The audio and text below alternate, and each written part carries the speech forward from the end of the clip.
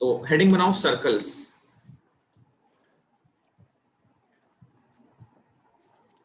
जो चैप्टर है ना सर्कल, पहले इसका बैकग्राउंड क्या है वो समझ लो।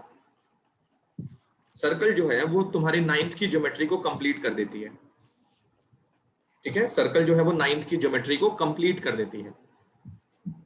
सर्कल हम लास्ट में क्यों पढ़ते हैं वो भी समझना बहुत जरूरी है। देखो, ये मैंने पहले भी बताया था, एक बार फिर से बता देता हूं, क्योंकि सर्कल जो है ना कनेक्ट बन के आना चाहिए कि सर्कल तक हम पहुंचे कैसे। देखो 5 मिनट्स का टाइम लूंगा मैं। 9th क्लास की जो ज्योमेट्री है ना वो स्टार्ट कहां से होती है? Introduction to Euclid geometry. Introduction to Euclid geometry. ऐसा नहीं है कि यूक्लिड ने जिन चीजों को डिफाइन किया था उनको उन्होंने इन्वेंट किया था, नहीं, इन्वेंट नहीं किया था। यूक्लिड ने इन सब चीजों को डिफाइन किया था। किन किन चीजों को? पॉइंट को डिफाइन किया था कि पॉइंट का कोई डायमेंशन नहीं है। तो अनफॉर्चुनेटली यूक्लिड ज्योमेट्री हमारे सिलेबस से हट गया है, वरना इन सब चीजों को हम पढ़े होते। तो यूक्लिड ने पॉइंट को डिफाइन किया, प्लेन को डिफाइन किया, सरफेस को डिफाइन किया। तो उसमें एक वर्ड है पॉइंट। ज्योमेट्री का ना सबसे बेसिक बिल्डिंग ब्लॉक है ये। ज्योमेट्री जितने भी हम पढ़ रहे हैं वो सारे पॉइंट से ही स्टार्ट होता है। पॉइंट का कोई डायमेंशन वैसे नहीं होता है, ना लेंथ होता है, ना ब्रेथ होती है, ना हाइट होती है। अब पॉइंट में क्या है,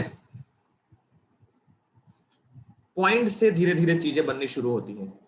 पॉइंट से ही सारी चीजें बननी शुरू होती है। तो सबसे पहले देखते रहना इस पॉइंट का मैं क्या कर सकता हूं।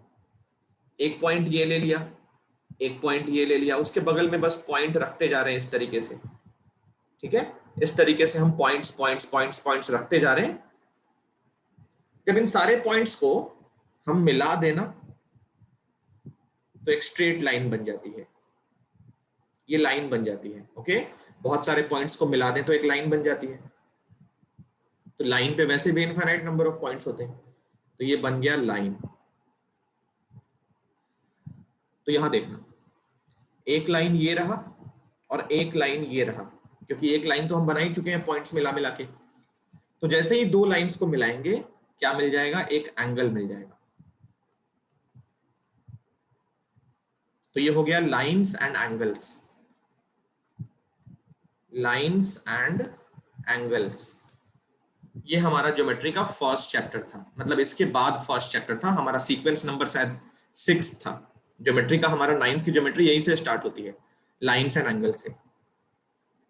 तो लाइन हम बना चुके हैं, एक लाइन और बना ले। ये लाइन एंड एंगल तो हो गया, एक लाइन और बना लिया तो ये बन गया ट्राइंगल।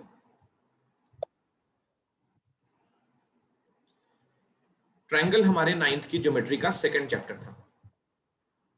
ट्राइंगल हमारे 9th की ज्योमेट्री का सेकंड चैप्टर था। चैप्टर सीक्वेंस नहीं, ज्योमेट्री का सीक्वेंस काउंट कर रहे हैं। अब ये ट्राइंगल बन गया ना, अब हम ट्राइंगल्स पे ट्राइंगल्स ऐड करते जाएंगे। ट्राइंगल्स पे ट्राइंगल्स हम ऐड करते जाएंगे। तो देखो कैसे ऐड करेंगे। ये एक ट्राइंगल यहां पे ले लिया, ये मान लिया एक ट्राइंगल हो गया। अब एक ट्राइंगल ऐसे ऐड कर लिया, तो ये फर्स्ट ट्राइंगल, ये सेकंड ट्राइंगल। ट्राइंगल पे ट्राइंगल ऐड करने से क्या बन गया? क्वाड्रिलैटरल। तो ये हो गया हमारे ज्योमेट्री का थर्ड चैप्टर, क्वाड्रिलैटरल।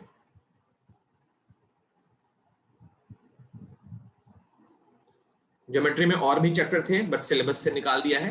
वो इन दोनों के बारे में था, नंबर 2 और नंबर 3 के एरिया को डील करता था। तो वो कोई नया शेप नहीं बना के देता था, बस ट्रायंगल और क्वाड्रिलैटरल का एरिया। क्वाड्रिलैटरल का ही एक स्पेशल टाइप है पैरेललोग्राम। तो क्वाड्रिलैटरल में पैरेललोग्राम और ट्रायंगल का एरिया वाला था, वो चैप्टर नंबर 4 था जो कि सिलेबस से आउट है। इसके बाद हमारी सर्कल आती है, ज्योमेट्री सीक्वेंस जो होती है सर्कल आती है। सर्कल कैसे बनती है वो देखो। ये ट्रायंगल हमने ले लिया, इस ट्रायंगल की जो बेस है ना वो बहुत ही कम रखनी है। तो ये एक ट्रायंगल, फिर ये एक दूसरा ट्रायंगल, फिर ये एक तीसरा ट्रायंगल, फिर ये एक चौथा ट्रायंगल। इस तरीके से ट्रायंगल्स हम ऐड करते जा रहे हैं, ट्रायंगल्स हम ऐड करते जा रहे हैं इस तरीके से। तो जो फाइनल फिगर बनेगा ना वो सर्कल बनेगा। ट्रायंगल में हम बहुत सारे सर्कल्स, इस तरीके से सर्कल के अंदर हम बहुत सारे ट्रायंगल्स कंसीडर कर सकते हैं। बहुत सारे ट्रायंगल्स बनाते चले जाओ तो फाइनली एक सर्कल बन जाती है। उन ट्रायंगल्स का बेस बहुत छोटा रखना है, बहुत कम रखना है बेस की लेंथ। तो सारे ट्रायंगल्स अगर मिलाते चले जाओ तो फाइनली एक सर्कल बन जाती है। तो ये होता है सर्कल जो हम आज स्टार्ट करने वाले हैं। बट ये स्टार्ट कहां से होता है? यूक्लिड ज्योमेट्री से स्टार्ट होता है। तो ये सारे हमारे 9th की ज्योमेट्री के टॉपिक्स हैं। Lines and angle, triangle, quadrilateral, area of parallelogram syllabus से आउट है, और ये सर्कल। तो सर्कल अगर सीखना है तो सबसे इंपॉर्टेंट बातें क्या क्या होनी चाहिए? तुम्हें ट्रायंगल्स की सारी कॉन्ग्रुएंसी अच्छे से आनी चाहिए, ट्रायंगल्स की सारी प्रॉपर्टीज अच्छे से आनी चाहिए। कौन सा ट्रायंगल साइड एंगल साइड से कॉन्ग्रुएंट होगा, साइड एंगल साइड से अगर कॉन्ग्रुएंट हो गया तो सीपीसीटी में क्या क्या लिख पाएंगे वो सब पता होना चाहिए। लाइन्स एंड एंगल्स के कॉन्सेप्ट पता होने चाहिए। को इंटीरियर एंगल्स क्या होते हैं, एडजेसेंट एंगल्स की प्रॉपर्टी क्या होती है, लीनियर पेयर एक्सियम क्या होता है, वो सब पता होना चाहिए। चलो सर्कल को स्टार्ट करते हैं। इसमें कुछ नोट डाउन तो नहीं करना है, ये बहुत ही बेसिक चीजें थी। सर्कल की सबसे पहले हम लिखेंगे डेफिनेशन। सर्कल की सबसे पहले हम क्या लिखेंगे? डेफिनेशन। बेसिक प्रॉपर्टीज करेंगे उसकी, फिर धीरे धीरे चीजों को हम एक्सटेंड भी करेंगे। तो यहां हेडिंग बनाओगे सर्कल्स, अंडरलाइन करो, इसका डेफिनेशन लिखो। लिखो सर्कल की डेफिनेशन। मैं बोलता हूं, पेपर खत्म हो गया, सारे बहुत देर से आए हो।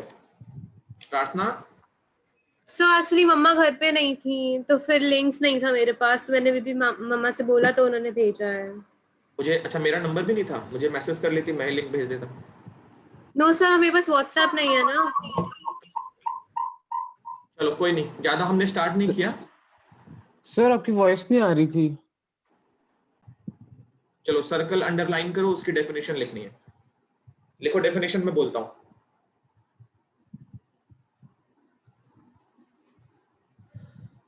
The collection of all points, the collection of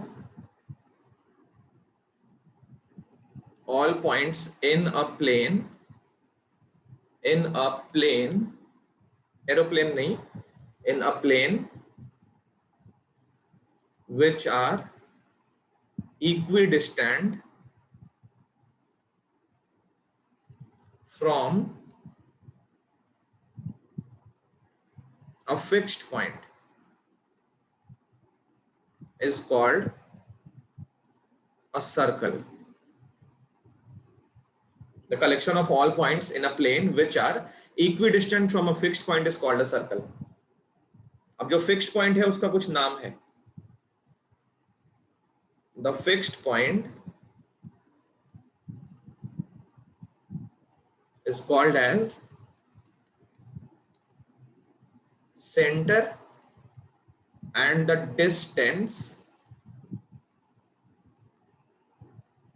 between fixed point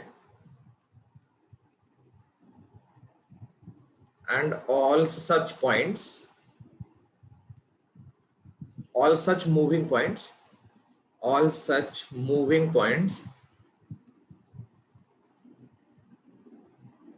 is the radius,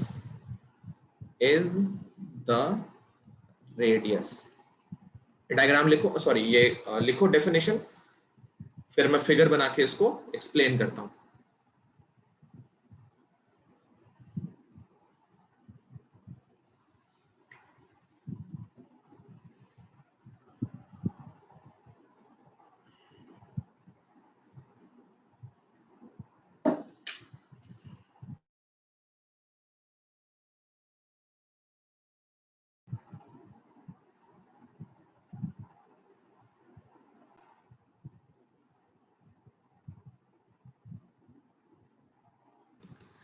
yes sir. ठीक है, सर डन। ओके, धृति हो गया बेटा? Yes sir, yes sir. अब सुनो, मेरी बात सुनो गौर से। ये ना मैं एक एक्सपेरिमेंट बता रहा हूँ, तुम्हें करना नहीं है अभी, बट माइंड में रख के इमेजिन करो। तुम क्या करो, एक धागा ले लो, ठीक है, एक धागा ले लो, रस्सी जैसा कुछ भी ले लो। तो ये मान लिया वो धागा हो गया।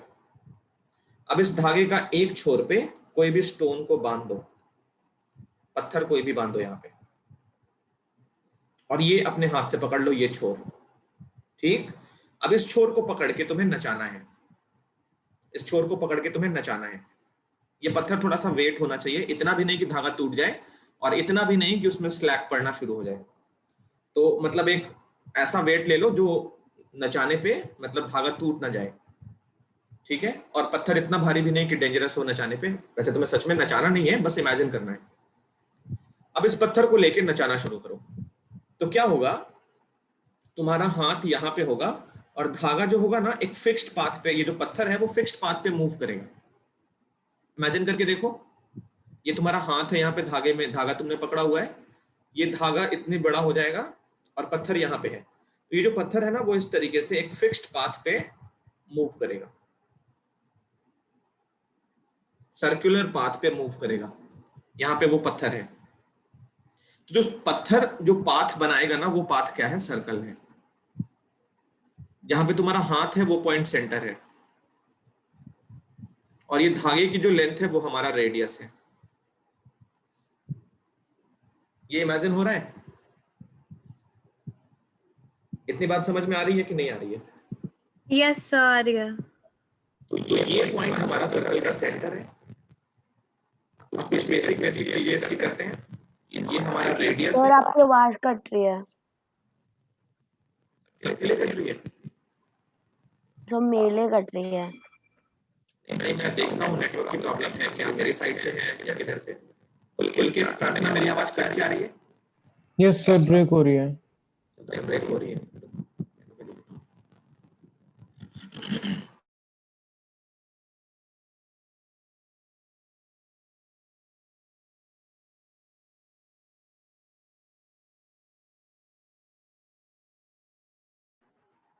हेलो,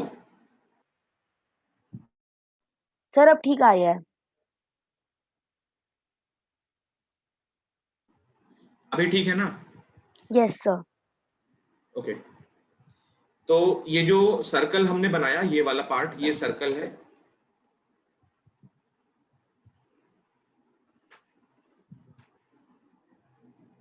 अब सर्कल में कुछ बेसिक बेसिक चीजें होती हैं, वो भी समझ लेते हैं क्या क्या होती है। तो एक होता है कॉर्ड, एक होता है डायमीटर, और भी बहुत सारी चीजें होती हैं सर्कल के अंदर, बहुत सारी चीजें होती हैं। तो कॉर्ड देखो कैसे बनता है, ये वाली कॉर्ड है। डायमीटर क्या होती है, तो ये जो लाइन अभी खींची जा रही है ये डायमीटर है। ए बी ये हमारी डायमीटर है, पॉइंट ओ सेंटर है, सी डी ये कॉर्ड है। तो देखो ओ जो है वो सेंटर है, ए बी ये डायमीटर है, सी डी क्या है, ये कॉर्ड है। जो रेडियस है ना उसको कैपिटल आर से डिनोट करते हैं। तो रेडियस जो होती है वो डायमीटर का हाफ होता है।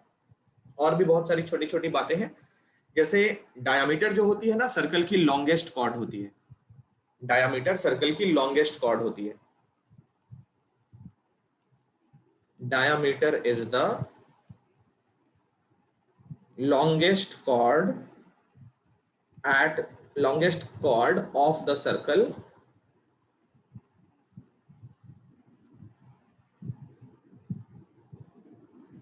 which gets bisected at which point? Complete कर सकते हो At slide? fixed point called radius. Called the center. At centre, yes. Diameter जो होती है वो सर्कल की लॉन्गेस्ट कॉर्ड होती है और ये वाली कॉर्ड सेंटर पे जाके बाइसेक्ट होती है। कोई भी डायमीटर ड्रॉ करोगे तो सेंटर इक्वल हाफ्स में बाइसेक्ट हो जाएगा। एओ और ओ भी इक्वल होंगे क्योंकि दोनों रेडियस हैं। सीडी जो है वो कॉर्ड है, डायमीटर सर्कल की लॉन्गेस्ट कॉर्ड होती है। उसके अलावा सर्कल के बेसिक फॉर्मूले भी कभी कभी पूछ लिए जाते हैं, जैसे एरिया सर्कल का पाई आर स्क्वायर होता है, सरकमफेरेंस 2 पाई आर होता है, रेडियस की लेंथ कितनी होती है, डायमीटर बाई 2 होती है। तो इस पूरे को कॉपी कर लोगे जल्दी से, कॉपी करके फिर इन्फॉर्म करो।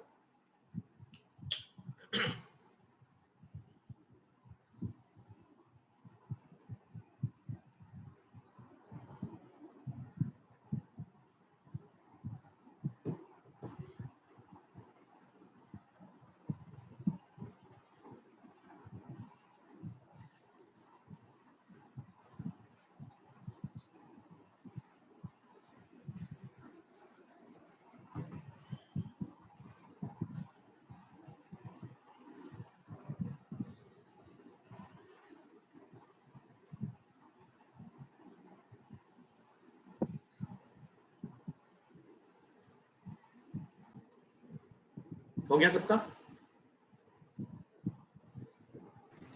Yes sir. धृति हो गया ना?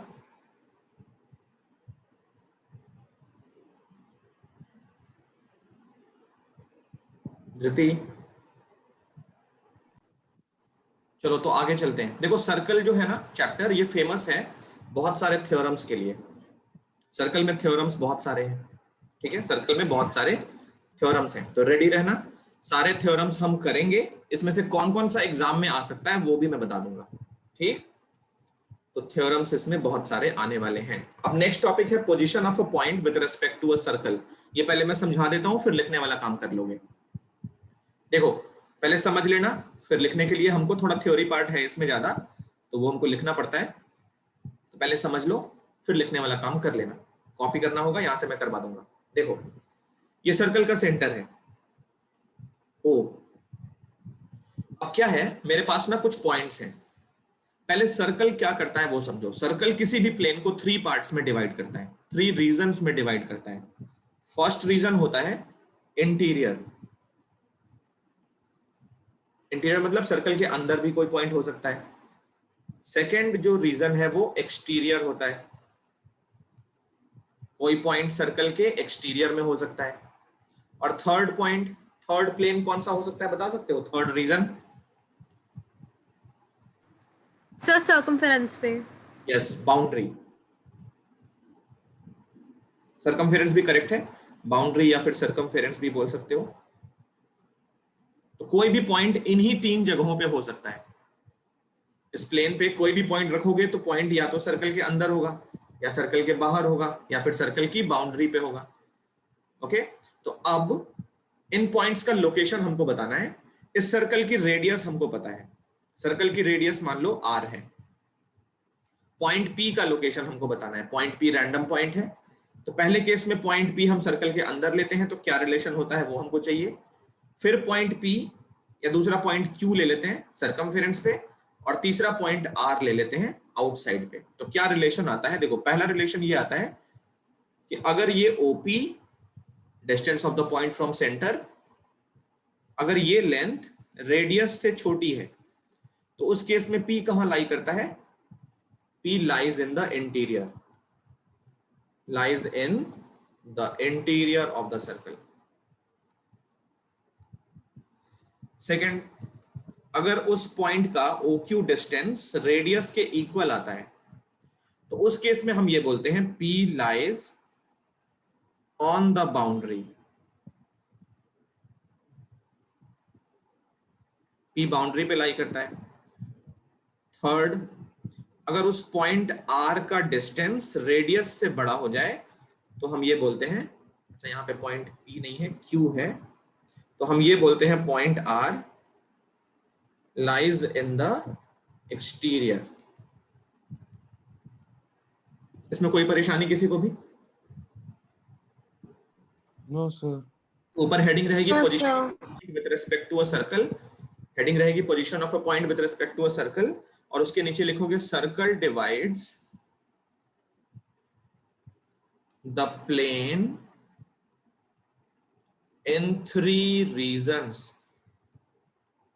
और इन तीनों का नाम ऐसे लिख लोगे, और उसके बाद ये फिगर बना के ये कॉपी कर लोगे। इतना कॉपी कर लो।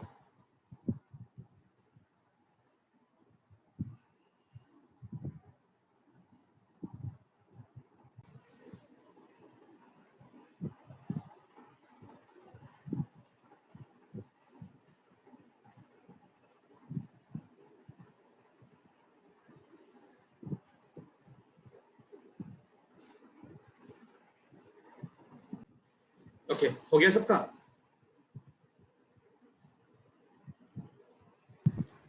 Yes, sir. चलो अब नेक्स्ट पॉइंट क्या है हमारा? Concentric circles. ये बहुत इंपॉर्टेंट है।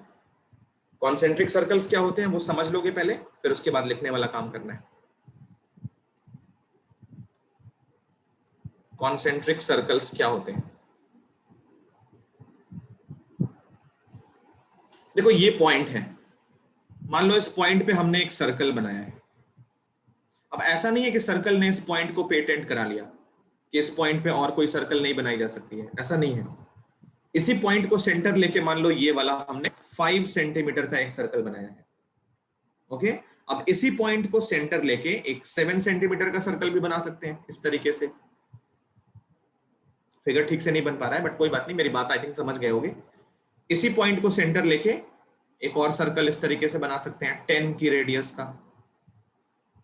तो ये जितने भी सर्कल्स होंगे ना, इनकी आउटर बाउंड्री जो होंगी, ये वाली पूरी बाउंड्री और ये वाली पूरी बाउंड्री वो पैरेलल होगी।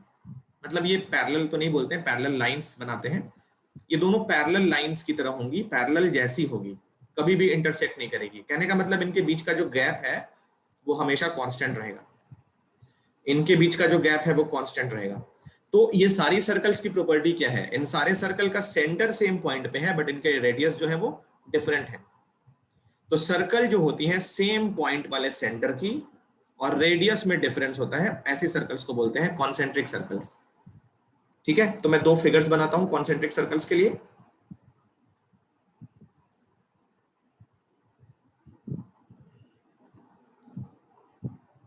देखो पहले ये सर्कल, आई डोंट थिंक दूसरी सर्कल मैं ठीक से बना पाऊंगा कि नहीं बना पाऊंगा। नहीं, इसका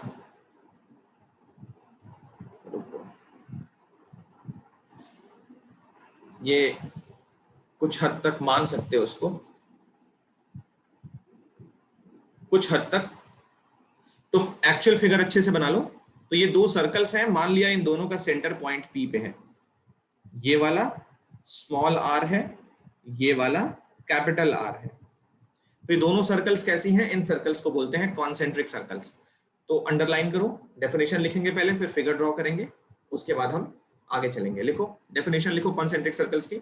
circles with same centre, circles with same center and different radii are called as concentric circles. Circles with same center and different radii are called as concentric circles.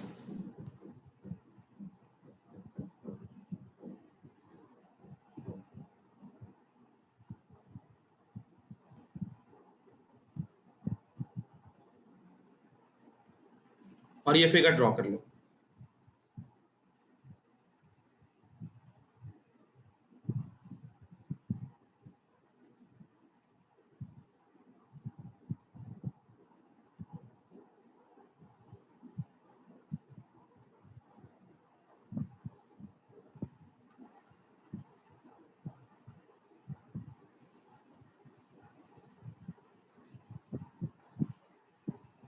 Circles with same center and different radii are called as concentric circles.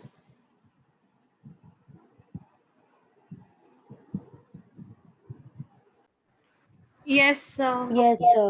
Next पे चलते हैं।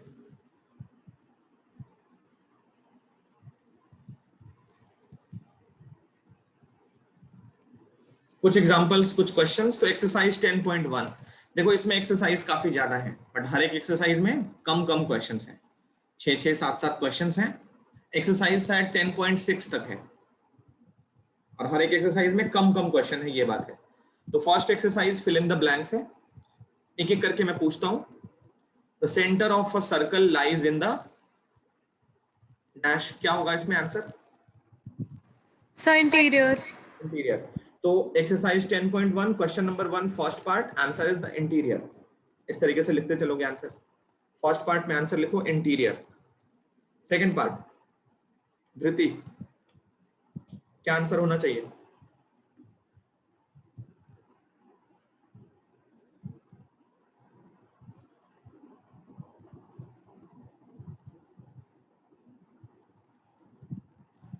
So exterior. Exterior, correct.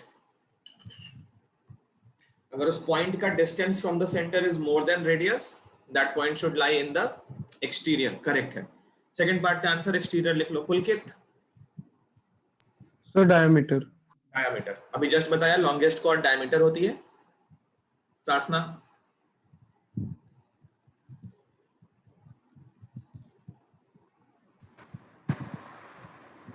So एक second. So semicircle. Yes, correct. Semicircle. An arc is a semicircle when its ends are ends of a diameter. ये क्या है मैं समझा देता हूं. देखो, आर्क समझते हो क्या होता है? आर्क पता है सबको क्या होता है? Yes, sir. ये सर्कल का एक Yes, sir. कंटिन्यूअस पार्ट होता है. ये सर्कल का एक कंटिन्यूअस पार्ट होता है. Continuous part of a circle. जैसे मान लिया ये सर्कल है. सर्कल पे सर्कमफेरेंस पे कोई भी दो पॉइंट ले लो और यहां से कट करके बाहर निकाल लो, तो ये जो पार्ट बना वो आर्क हो जाएगा. अच्छा, बाहर निकालने की जरूरत नहीं है, सर्कल के अंदर ही ये वाली आर्क मानी जाएगी. तो ये ए और बी क्या है? ये आर्क है. ये आर्क बहुत सारे टाइप्स की होती है, ठीक है. ये माइनर होती है, मेजर होती है, सेमी सर्कुलर होती है. मैं ना ये क्वेश्चन करवा के आर्क वर्क सब बता देता हूँ, ठीक है. तो अभी के लिए ये समझोगे, अगर ये जो आर्क है, अगर उसका एंड पॉइंट, जैसे ए बी आर्क का एंड पॉइंट कौन सा है? ए और बी. ऐसे ही मान लिया एक आर्क है सी डी, ऊपर से ले रहे हैं आर्क, ये वाली आर्क है, और इस आर्क का मिड पॉइंट डायमीटर के एंड पॉइंट है, ये और ये. तो ये आर्क कैसी होगी? फिर सेमी सर्कल होगी, सेमी सर्कुलर आर्क होगी. तो ये इस क्वेश्चन में बोल रहा है सेमी सर्कुलर आर्क. मैं आर्क पे भी थोड़ी देर में आता हूं. इसका आंसर होगा सेमी सर्कल. लिख लो फोर्थ पार्ट का answer semi circle. Fifth part, अच्छा सेगमेंट, ये ठीक है, मुझे एक्सप्लेन करना पड़ेगा. चलो मैं एक काम करता हूं, इसका आंसर तुमको अभी लिखवा देता हूं और ये मैं एक्सप्लेन कर देता हूं. Segment of a circle is the region between arc and the corresponding chord.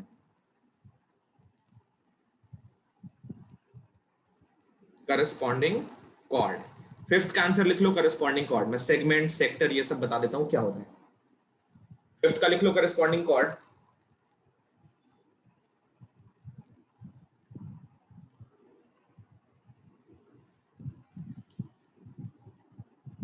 Sixth में, circle divides the plane on which it lies in dash parts. How many parts?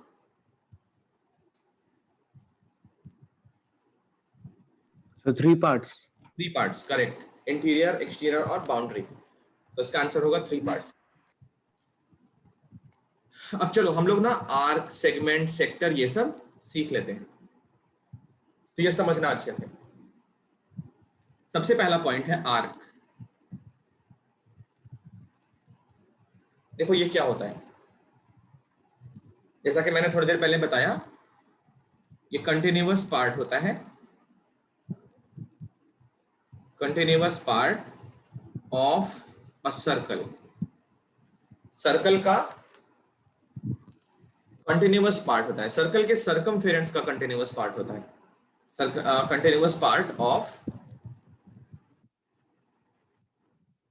Circumference of a circle. ये ज्यादा clear हो गया. Circle के circumference का continuous part होता है. Arc बहुत सारे टाइप्स की होती है. क्या क्या होता है वो देखो, फिगर के थ्रू मैं समझाता हूं. ये एक सर्कल बन गई, ये सर्कल का सेंटर है. अब किसी भी आर्क को अगर मेजर करना है ना, तो कैसे मेजर करते हैं वो देखो. चलो मान लो ये हम ए बी एक आर्क कंसीडर करते हैं. ए बी आर्क हमने कंसीडर किया, तो ए बी का मेजरमेंट चाहिए हमको. इस आर्क का मेजरमेंट चाहिए. तो आर्क का मेजरमेंट मतलब ये वाली आर्क सेंटर पे कितना एंगल सबटेंड करती है. ये वाली आर्क के एंड पॉइंट्स को सेंटर से कनेक्ट करो. ये जो एंगल बनता है ना, इस एंगल को मान लिया थीटा है. थीटा एंगल होता है, ग्रीक में एक लेटर होता है थीटा, वहां से हम एंगल रिप्रेजेंट करते हैं. तो ए बी आर्क का मेजरमेंट एट द सेंटर अगर थीटा है, तो हम ये बोलेंगे इस आर्क का मेजरमेंट कितना है? थीटा है. कैसे लिखते हैं इसको? द एंगल, अभी लिखोगे नहीं, ठीक है, angle subtended bye the arc at the center of the circle is called measurement of the arc. Measurement of the arc. इसको डिनोट कैसे करते हैं? It is denoted by measurement of arc A B. इस तरीके से denote करते हैं. या तो ऐसे करते हैं या फिर एंगल AOB, इस तरीके से करते हैं। ये सबसे बेटर है, मेजरमेंट ऑफ आर्क AB। तो यहां पे हमारे फिगर में मेजरमेंट ऑफ आर्क AB कितना है, ये थीटा है। ओके, अब ये थीटा बताएगा कि आर्क कैसी है, माइनर है कि मेजर है कि सेमी सर्कुलर है। अब फर्स्ट केस, मान लिया ये थीटा हमारा 180 से छोटा है। अगर हमारा थीटा 180 से छोटा है तो उस केस में जो आर्क होती है उसको बोलते हैं माइनर आर्क। तो कौन सी आर्क होती है, माइनर आर्क होती है। अगर हमारा थीटा 180 से बड़ा है तो उसको बोलते हैं मेजर आर्क, और अगर थीटा 180 के इक्वल है तो उसको बोलते हैं सेमी सर्कुलर आर्क, जो अभी क्वेश्चन आया था थोड़ी देर पहले, सेमी सर्कुलर आर्क। तो इस वाले फिगर में देखो, ये जो आर्क है ना AB, जो ग्रीन से बना है, ये वाला हमारा माइनर आर्क है। कोई एंगल 180 से छोटा है, इसके लिए हमको एंगल की एग्जैक्ट वैल्यू नहीं चाहिए होती है, ये तो देख के बता सकते हो ना 180 से छोटा है। और जो पीछे वाला एंगल है रिफ्लेक्स एंगल, ये कितना होगा वैसे, 360 माइनस थीटा होगा ना। जो पीछे वाला एंगल है वो 180 से बड़ा है। तो कहने का मतलब जो ब्लू से मैंने कलर किया है ना, ये भी एक आर्क है। देखो ये भी एक आर्क है, ये इतना बड़ा सा, ये भी एक आर्क है। तो ये कौन सा आर्क है, ये मेजर आर्क है, क्योंकि वो आर्क ने सेंटर पे 360 माइनस थीटा सबटेंड किया है। जैसे इमेजिन करो ये एंगल 80 है, तो ये तो माइनर आर्क हो गई ये वाली, और इसके पीछे वाली जो आर्क है ना वो होती है 280 डिग्री, तो ये एंगल 180 से बड़ा हो गया, तो मतलब ये मेजर आर्क हो गया। और यही फिगर अगर ऐसे बन जाए, ये मान लिया एक सर्कल है और ये मान लिया उसने पॉइंट O लिख दिया यहाँ पे और ये डायमीटर बता दिया, तो अब ये एंगल तो 180 हो गया ऊपर वाला, इवन नीचे वाला भी 180 हो गया। तो एक सेमी सर्कल नीचे, एक सेमी सर्कल ऊपर, तो उस केस में जो आर्क होगी, इस आर्क का नाम क्या होगा, सेमी सर्कुलर आर्क। ये वाली हमारी सेमी सर्कुलर आर्क। ये बात क्लियर बोलो? Yes sir. ठीक है, इसको लिखो, फिगर भी बनाते रहना साथ साथ, कॉपी करके इन्फॉर्म करो। तो ये आर्क हमने कंप्लीट कर लिया क्लास 10th में ना। हाँ ओके, क्लास 10th में ना इनमें हम बहुत सारे डेरिवेशन करेंगे, बहुत सारे क्वेश्चन करेंगे। क्लास 10th में एक चैप्टर होगा area related to circle, areas related to circle, जिसको भी इन शॉर्ट हम ARC बोलते हैं, ARC। तो ये वाला ARC मुझे देख के याद आ गया, इस चैप्टर को ही हम इन शॉर्ट ARC बोलते हैं। जैसे सरफेस एरिया वॉल्यूम को कैसे SAV बोलते हैं, तो इस चैप्टर को हम आर्क बोलते हैं। तो उसमें क्या करेंगे हम, एरिया रिलेटेड टू सर्कल्स का बहुत सारे पार्ट्स होंगे। जैसे मान लो ये आर्क की लेंथ कितनी होगी, इस आर्क की लेंथ कितनी होगी, वो सब हम करेंगे क्लास 10th में अगले साल। ठीक है, तो ये इस पे हम फिर से करेंगे क्वेश्चंस। नंबर 2 है, ये आर्क फर्स्ट था। नंबर 2 होता है सेक्टर। तो इसको भी समझ लोगे पहले। ओके, नंबर 2 है सेक्टर, इसको पहले समझ लोगे, बहुत इंपॉर्टेंट है यहाँ से। और उसके बाद आएगा सेगमेंट। तो उसमें सेगमेंट की बात की थी, मैं तुमको सेक्टर सेगमेंट सब बता देता हूं। देखो यहाँ पे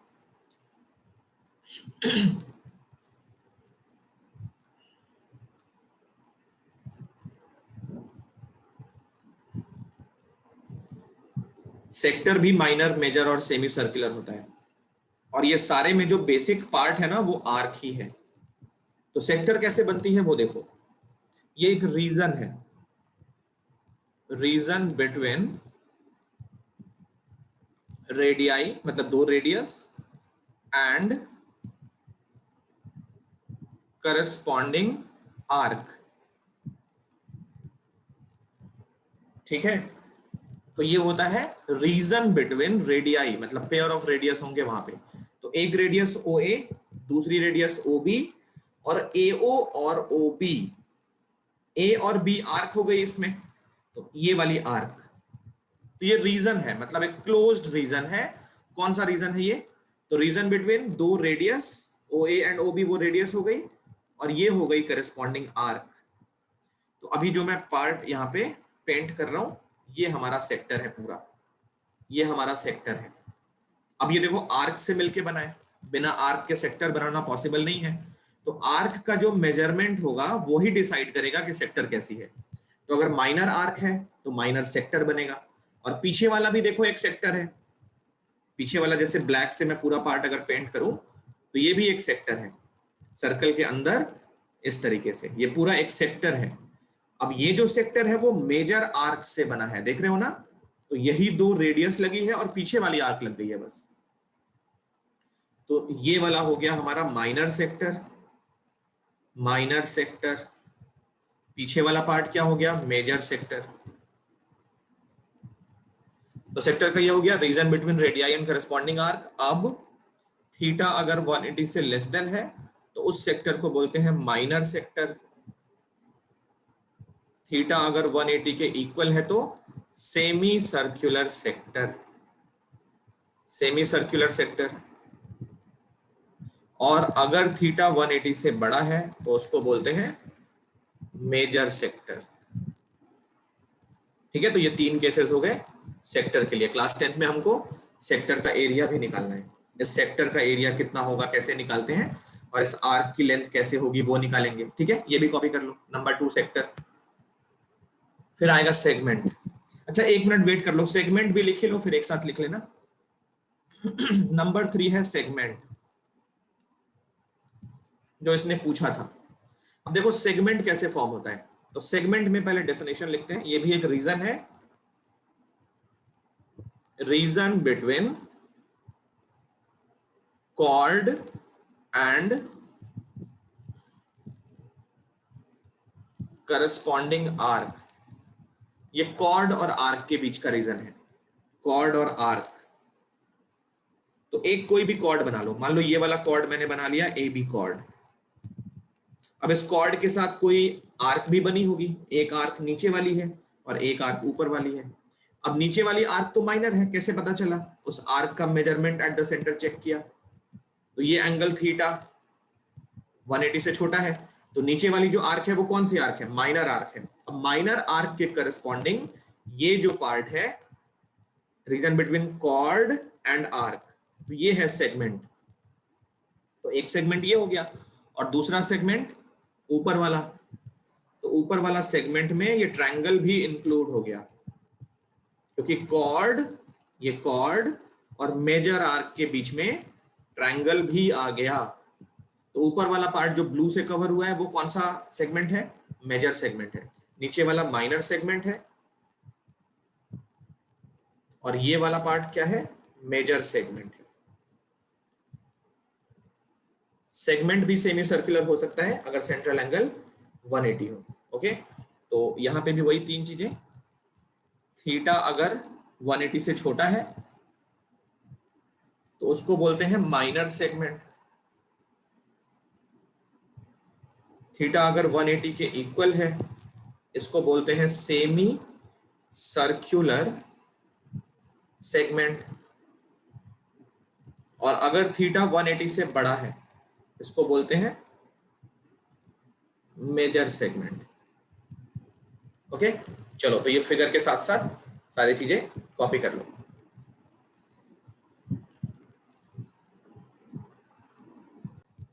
जब भी हम कोई थ्योरम प्रूव करेंगे ना तो तुमको वो सेव करके रखनी है। अगली क्लास पे मैं बताऊंगा कि थ्योरम्स कहां पे लिखने हैं, कैसे लिखने हैं। ठीक है, तो स्टार्टिंग के 4 से 5 पेजेस पे हम केवल थ्योरम्स ही लिखेंगे उनकी प्रूविंग के साथ। ठीक है, और क्वेश्चंस हम करेंगे अलग पेजेस पे। तो ऐसा हो सकता है कि स्टार्टिंग का आई थिंक 10 to 12 पेजेस में तुम्हारे थ्योरम्स कवर होंगे। सर्कल जब भी पढ़ना शुरू करोगे तो पहले उन 12 पेजेस को पढ़ लोगे और उसके बाद फिर क्वेश्चंस करेंगे। तो अगली क्लास में मैं इन्फॉर्म करूंगा, बताऊंगा। एक बार मुझे याद दिला देना पुलकित प्लीज कि फॉर्मूले हमको अलग कलेक्ट करने हैं। ये हमने किया था जब क्वाड्रिलेटरल्स पढ़े थे, तो बोला था ना स्टार्टिंग के 3-4 पेजेस पे सारे फॉर्मूले लिखने हैं, सारे कॉन्सेप्ट्स लिखने हैं, उसके बाद फिर क्वेश्चन। तो यहाँ पे भी स्टार्टिंग के 10 से 12 पेजेस पे हम सारे कॉन्सेप्ट्स कवर करेंगे। ठीक, तो ये अगली क्लास से हम स्टार्ट करेंगे इसको आगे। ठीक है, फिर मिलते हैं नेक्स्ट क्लास पे।